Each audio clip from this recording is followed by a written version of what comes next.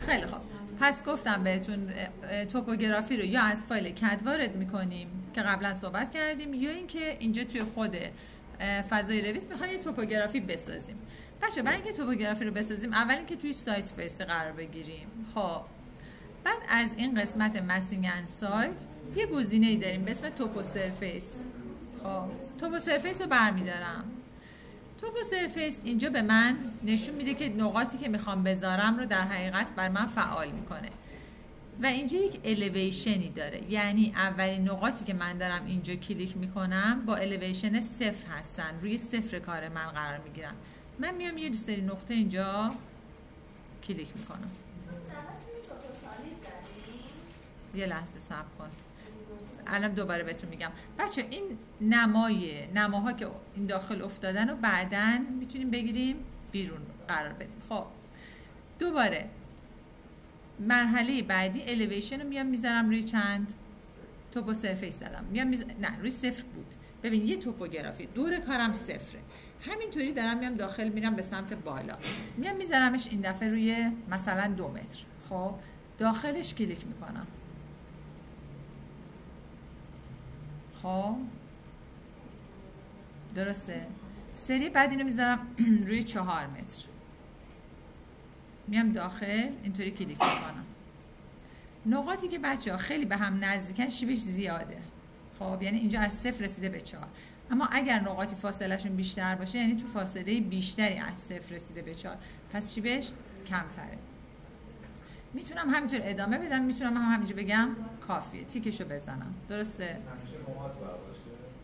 همیشه اونی که بیرونه کمتره دیگه. درسته؟ تو بگم نه دیگه خراب میکنه کارمونو، میشکنه. خب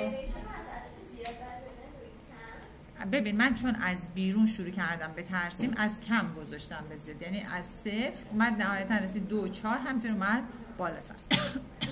اینم توپو سرفیسی که پرسیدی. خب پس این برای من یه همچین توپوگرافی ساخت. الان بیام توی تیریدی ببینیمش.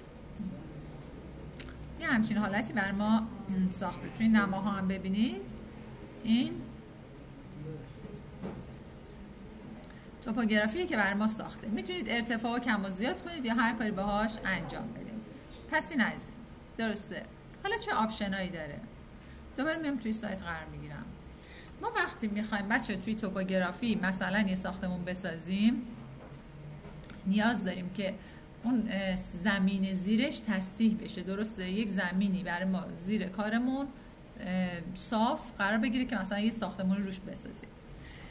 از اینجا یه گزینه‌ای داریم به اسم بیلدینگ پد، یعنی همون زمین تسطیح شده‌ای که داره روی توپوگرافی قرار میگیره. من اینو که انتخاب کنم میتونم بیام ترسیم کنم. مثلا یه رکتانگل بردارم بگم اینجا رو برای من تسطیح کن. میتونم بچه 5 زلی بردارم، 7 زلی بردارم، ترسیم کنم، از آرک استفاده کنم. هر کدوم از اینها رو میتونم استفاده کنم و وقتی تیکشو بزنم بیام توی تیریدی ببینمش چه اتفاقی افتاده براش. نه ببین زمینه، ببین خالی کرده این زمین. خب از اول ببین کنترل زد رو بزنیم، از اول دوباره انجام علامت ببین.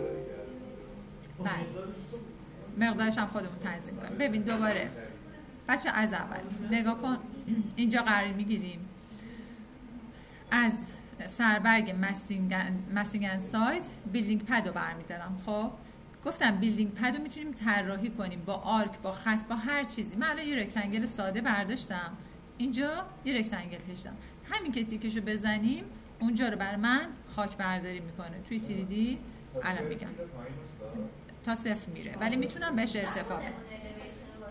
بله الان بهتون میگم این الان تا 0 رفته پایین. درسته؟ روی این قسمت خاکستری که قرار بگیرم کلیک کنم میتونم بهش بگم ارتفاع بگیر، یعنی روی 0 نباش، بیا روی 4 قرار بگیر، روی 5، روی 3 قرار بگیر، هر چیزی بهش ارتفاع بدم. هر جایی لازم باشه ببینید اینجاها هم خودش پر میکنه. درسته که خاک برداری میکنه ولی جایی که بیرون زده است خودش زیرشو پر میکنه. بله دقیقاً اینو میذارم روی 5. خب اون جایی که میخوام ساختمونم قرار بگیره میام اینجا یه بیلدینگ پد در نظر میگیرم. خب میتونیم بچه‌ها یه مسیر مثلا 2-3 تا در نظر بگیریم هیچ فرقی نمیکنه. اما نکاتی که در موردش وجود داره چیه؟ این بیلدینگ پدی که ترسیم میکنید اولا اینکه یک خط بسته باشه، خب بدون کجا رو بایستی در نظر بگیرید، و ثانیاً بیرون زدگی نداشته باشه. من اگه بیام یه رکتنگل این شکلی اینجا بکشم به من ارور میده. خب بیرون نزده باشه، حتی یک نقطه کوچیک هم نبایستی از این توپوگرافی من بیرون زده باشه. یا اگر الان بیام مثلا یه بیلدینگ پدی بکشم که با این برخورد داشته باشه، با اون بیلدینگ پد قبلی برخورد داشته باشه، باز به من ارور میده و اینو نمیخوام. خب کنسلش میکنم. پس وقتی که این بیلدینگ پد ها رو ترسیم میکنین حواستون باشه با همدیگه میتونن تماس داشته باشن اما تداخل نداشته باشن. خب مثلا یه دونم اینجا ترسیم میکنم، ارتفاع دیگه ای بهش میدم، میام انتخابش میکنم، بهش میگم مثلا اون یکی روی 4 گذاشتیم، این یکی روی 3 بذار. درسته؟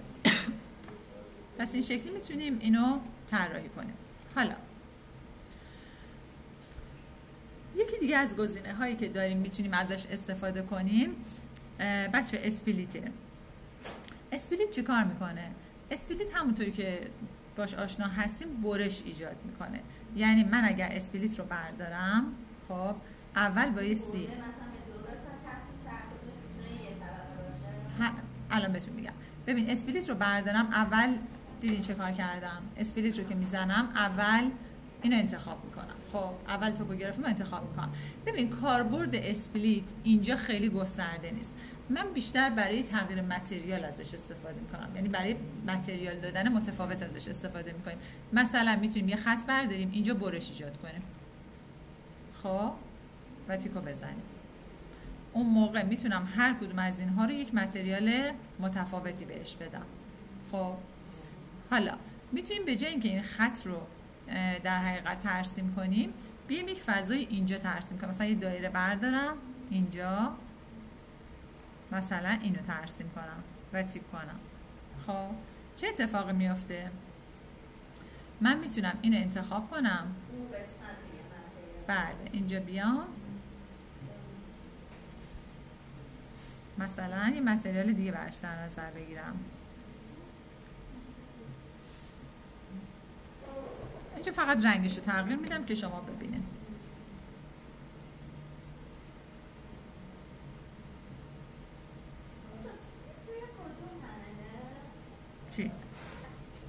چی توی کدوم پنله؟ مسینگ اند سایت. خب پس من میتونم بیام متریال اینو اینجا عوض کنم.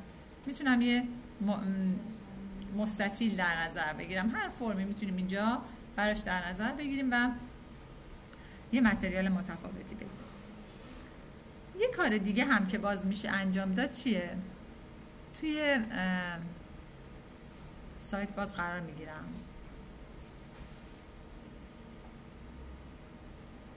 بچه سابریجن باز میتونه برای من بیاد و اینجا یه خط و خطوطی رو ترسیم کنه.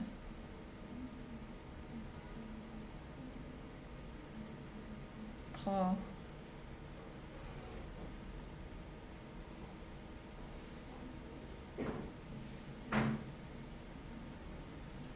مثلا اینجاست.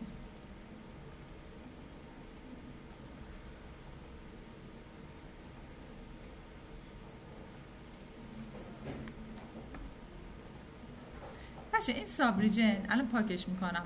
میتونید یک مسیر باهاش تعریف کنید. این یه چسبه. خب این یه چسبه که اومده روی کار ما قرار گرفته.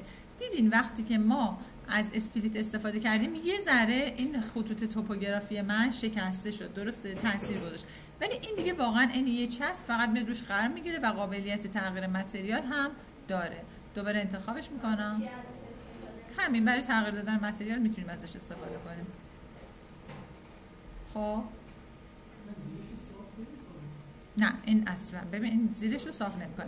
برای اینکه صاف در حقیقت سطح صاف ایجاد کنیم بایستی از همین بیلدینگ پد استفاده میکردیم. خب حالا من اینو پاک کردم این ریجن رو. ساب ریجن رو نمیخوام الان. خب این از این.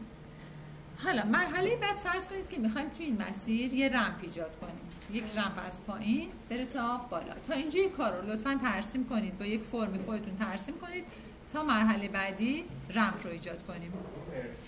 مرج دوتاشو مرج میکنه، برمیگردونه. دیدی؟ بچه نگاه کنید. آره بچه مرج سرفیس رو که بزنیم، این دوتا توپوگرافی رو که انتخاب کنیم دوتا رو به هم مرج میکنه. اما نکته‌ای که داره اینه، روی اولی که کلیک کنی حاکمه در حقیقت. ببین روی این اولی، دومی الان اگه اول روی این کلیک کنم بعد روی این، متریال دوتاش متریال توپوگرافی میشه. ولی اگر برعکس باشه که اول روش کلیک میکنی تعیین کننده است.